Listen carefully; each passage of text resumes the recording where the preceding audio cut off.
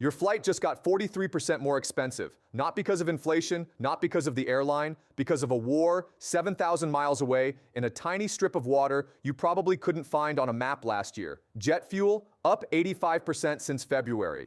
14,000 flights canceled, gone. And the crazy part, this isn't slowing down. Summer 2026 travel already wrecked before it even started. And here's what makes this story insane. The missiles didn't even have to hit a single plane. The damage was done in a completely different way, a way that most analysts are still not fully explaining to you. Drop in the comments right now, where are you watching from, and when did you last book a flight? Because what you're about to learn will change how you think about travel forever. Let's get into it. Look, most people heard Iran war and thought, Middle East problem, desert problem, someone else's problem. Wrong. This crisis reached into American airports. It hit families planning summer vacations in Florida. It hammered business travelers flying coast to coast. It quietly robbed everyday people who had nothing to do with any geopolitical conflict, and most of them still don't know why their ticket cost doubled. Here's exactly what this video is going to show you. First, what actually happened at the Strait of Hormuz and why 21 miles of water holds the entire world hostage. Second,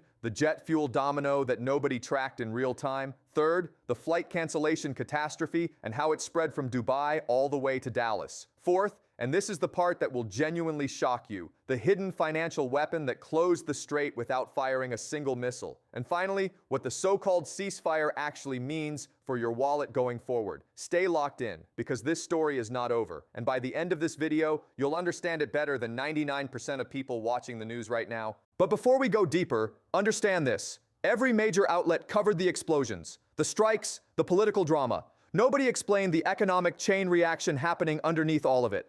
The airlines saw it coming. A few prepared, most didn't. And regular passengers, people like you, got caught in the middle of a financial shockwave that started in the Persian Gulf and ended up in your bank account. Here's what actually happened. Step by step, number by number, picture a bottleneck, now make it 21 miles wide at its narrowest point, put Iran on one side, Oman on the other, and funnel roughly 20% of the entire world's daily oil supply through it. Every single day. That is the Strait of Hormuz. For decades, it was the most important waterway on Earth that most Americans casually ignored, until February 28, 2026, when the United States and Israel launched coordinated strikes on Iran under Operation Epic Fury. Within days, everything changed. Tanker traffic, ships carrying oil, fuel, gas, dropped by 70% almost immediately. Then it dropped further. Then it hit near zero. Over 150 massive cargo ships dropped anchor outside the strait, sitting idle, waiting, because moving forward meant risking destruction. By late March, Iran made it official. The IRGC announced the strait was closed to any vessel connected to the US, Israel, or their allies. Just like that, a choke point handling 1/5 of global oil exports was sealed shut. Now here's the geography detail most people skip over, and it matters enormously. The Strait of Hormuz isn't just an oil route.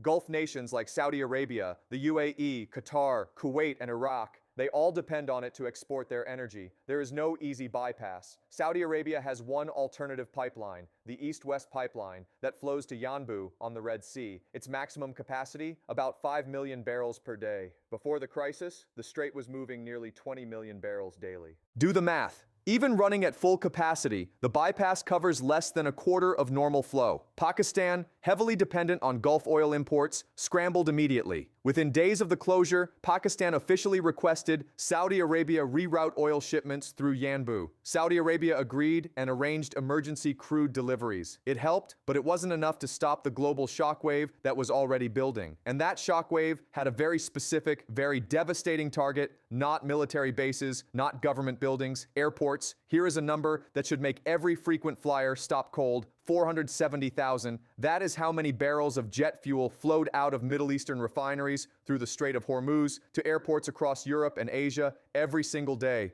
Every morning, planes took off in London, Frankfurt, Singapore, and Tokyo. That fuel came from Gulf refineries moving through Hormuz. On February 28th, that pipeline effectively stopped. The market reacted instantly. Jet fuel prices at the US Gulf Coast surged to $4.12 per gallon in early March, a 4-year high. Then they kept climbing. By early April, jet fuel hit $4.62 per gallon, a record. That is an 85% increase from the day before the war began, according to data from Argus published by Airlines for America. Let that sink in. 85% in roughly 5 weeks. Now understand what that means for airlines specifically. fuel is not a minor expense for carriers. In a normal year, jet fuel accounts for 20 to 30% of an airline's total operating costs. Airlines already operate on razor-thin margins. The IATA estimated the global airline industry would post a net profit margin of just 3.9% in 2026. When your single biggest cost jumps 85%, you don't absorb that. You pass it on. United Airlines CEO Scott Kirby said publicly that price hikes would probably start quick.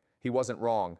In the first week after the war began, advance purchase fares more than doubled on transcontinental flights. Fares to the Caribbean jumped 58%. Flights to Florida, one of America's most popular domestic routes, climbed 43%. And here's the detail that made everything worse. Most major U.S. airlines no longer hedge fuel costs. Hedging means buying fuel contracts in advance at locked prices to protect against spikes. After years of stable fuel markets, carriers quietly abandoned that protection to save money. That decision looked smart in 2024. In March 2026, it looked catastrophic. United moved to cut approximately 5% of planned flights, focusing on off-peak routes like red-eyes and midweek services, specifically to reduce fuel consumption and keep costs from spiraling completely out of control. American Airlines CEO Robert Isom put it simply at a JP Morgan conference: "We're certainly going to be nimble in terms of capacity to make sure supply and demand stay in balance." Nimble. That's a polished word for we're cutting flights and raising prices, and there's not much we can do about it.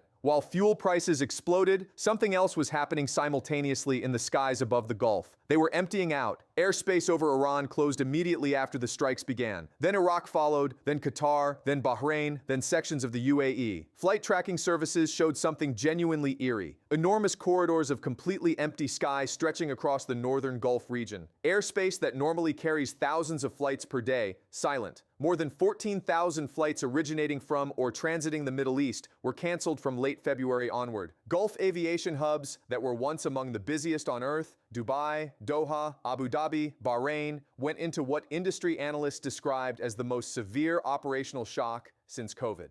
Doha's Hamad International Airport, one of the world's most awarded airports, temporarily halted commercial operations entirely as Qatar faced direct security pressure. But here's where it hit American travelers hardest, and this is the connection most U.S. news coverage missed completely. Those Gulf hubs aren't just serving Middle Eastern passengers. They are connection points for millions of Americans flying to South Asia, Southeast Asia, East Africa, and beyond. When Dubai stops functioning normally, an American flying from New York to Mumbai loses their connection. When Doha closes, the traveler going from Chicago to Nairobi has no route. Airlines scrambled to redesign long-haul flight paths overnight. European regulators advised carriers to avoid airspace over Iran, Israel, and sections of the Gulf entirely. The new routes arced north, over Turkey, the Caucasus, Central Asia, adding up to 2 full hours on some flights. 2 extra hours sounds manageable, until you calculate what it costs in fuel, crew hours, and aircraft scheduling across thousands of flights per month. The International Rescue Committee issued a formal warning. Airspace closures were now disrupting humanitarian supply chains, delaying medical supplies, nutrition shipments, and emergency relief to crisis zones around the world. One strait, one closure, and the damage spread across every continent on Earth. Okay, stop. Because this is the part of the story almost nobody is telling you, and it is the most important piece of the entire puzzle. Everyone focused on the missiles, the airstrikes, the military movements, but the mechanism that actually shut down the Strait of Hormuz,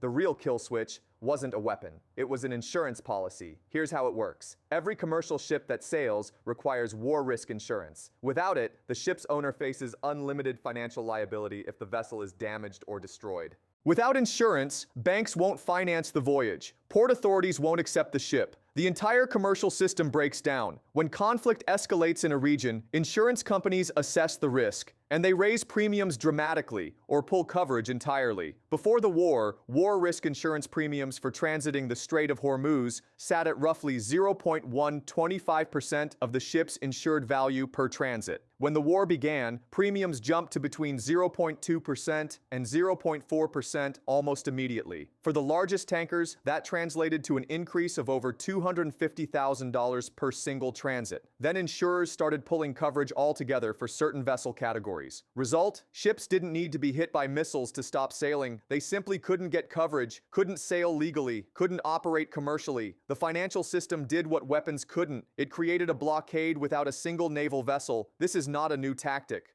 Military historians will recognize it immediately. During the 1980s tanker war, when Iraq and Iran attacked each other's oil shipping during their 8-year conflict, insurance withdrawal was one of the primary economic weapons used. It worked then. It worked again in 2026. Now here's the California detail, and American viewers need to pay close attention to this. When U.S. officials announced they would release strategic oil reserves to help offset the shortage, many people assumed that would fix the jet fuel problem. It didn't. And here's the technical reason why. America's strategic petroleum reserve stores crude oil, not refined jet fuel. Converting crude to jet fuel requires refinery capacity, refinery time, and the right refinery configuration. Not every refinery processes jet fuel efficiently. California, one of America's busiest aviation states, home to LAX, SFO, and SAN, is particularly exposed. The state relies heavily on jet fuel it either produces locally or imports. Its refinery infrastructure is not easily supplemented by East Coast or Gulf Coast reserves due to pipeline limitations and the Jones Act, which restricts how fuel can be shipped between U.S. ports on foreign vessels. In plain language, even with reserves released, California airports faced a structurally tighter fuel supply than the rest of the country. That is why U.S. ticket prices didn't drop when reserves were tapped, and why analysts said it would take months, not weeks, for any meaningful price relief to reach American passengers. This is the level of detail the nightly news doesn't have time to explain, but now you know it. So the ceasefire happened, Trump announced it, Iran's supreme leader ordered forces to stand down, the world exhaled, and ticket prices immediately dropped back to normal. Right? Wrong. Completely wrong. And understanding why is critical. The ceasefire is 2 weeks long, 14 days. It is not a peace deal. It is not a treaty. It is a pause. Senior Iranian officials immediately signaled major disagreements about the terms. Iran's parliament speaker publicly stated that planned talks were unreasonable because Washington broke 3 of Tehran's 10 conditions before negotiations even began. Meanwhile, here's the part that directly affects your wallet. Iran and Oman announced they plan to charge transit fees for vessels passing through the Strait of Hormuz during the ceasefire period. Every tanker that moves through pays a toll. Those fees add cost to every barrel of oil moving through the strait. That cost flows upstream to refineries, to airlines, to ticket prices. And the physical reality of jet fuel markets doesn't respond to political announcements the way stock markets do. Refineries that reduced output due to security concerns don't flip back to full production overnight. Ships that rerouted around the Cape of Good Hope don't instantly teleport back to their original routes. Fuel inventories at airports, which the IATA notes typically cover only days of demand, don't replenish in 24 hours. One expert compared the situation directly to the 1979 energy shock. Rick Joswick, who heads the near-term oil analytics team at S&P Global, put it bluntly, if the disruption persists, this would be like a 1979 kind of crisis, and anything over a month means a substantial long-term price increase until the flows are fully restored. The flows were disrupted for over a month. The damage is already baked in. Deutsche Bank analyst Michael Linenberg warned that a sustained rise in jet fuel prices poses an existential threat to the industry's financially weakest carriers and could lead to a significant number of grounded aircraft worldwide. Summer bookings, June, July, August, are already priced at elevated levels. Industry analysts are advising travelers to consider shifting vacation plans to September or October if possible. For routes connecting through Dubai, Doha, or Abu Dhabi, expect continued volatility in both pricing and scheduling well into the third quarter of 2026. And here's the forward-looking reality nobody wants to say out loud. The ceasefire ends. What happens on day 15? If talks collapse, which Iranian officials are already signaling is possible, the Strait could close again. Fuel markets could spike again. Airlines that just started to stabilize could face a second shock before they recovered from the first. That is not a prediction. That is a risk that every airline CFO, every fuel hedging desk, and every travel industry analyst is quietly stress testing right now. So let's land this plane, pun fully intended, a 21-mile strip of water, closed by a combination of military conflict, insurance withdrawal, and geopolitical brinkmanship. And the damage rippled from Gulf tankers to European refineries to American airports to your credit card statement, 85% fuel spike. 14,000 flights canceled, transcontinental fares doubling, Florida tickets up 43%, and a ceasefire that is 2 weeks old, fragile, and already being contested by both sides. This is not a story that ends when the news cycle moves on. The economic consequences of what happened at Hormuz will be felt through the rest of 2026, in your ticket prices, in your rerouted flights, in airlines cutting routes you rely on. And here's the question you need to be asking right now. The ceasefire is 14 days. What happens on day day 15. That analysis is coming to this channel. The Islamabad talks, whether Iran will fully reopen the Strait, what a second closure would do to an aviation industry already on the ropes, and which American airlines are most exposed if this gets worse. If you want to be the most informed person in the room when this story develops, and it will develop, subscribe right now. Hit the bell, because this channel covers what the headlines miss, every time. Drop in the comments, did this change how you think about your next flight, and what story do you want us to cover next? We'll see you in the next one.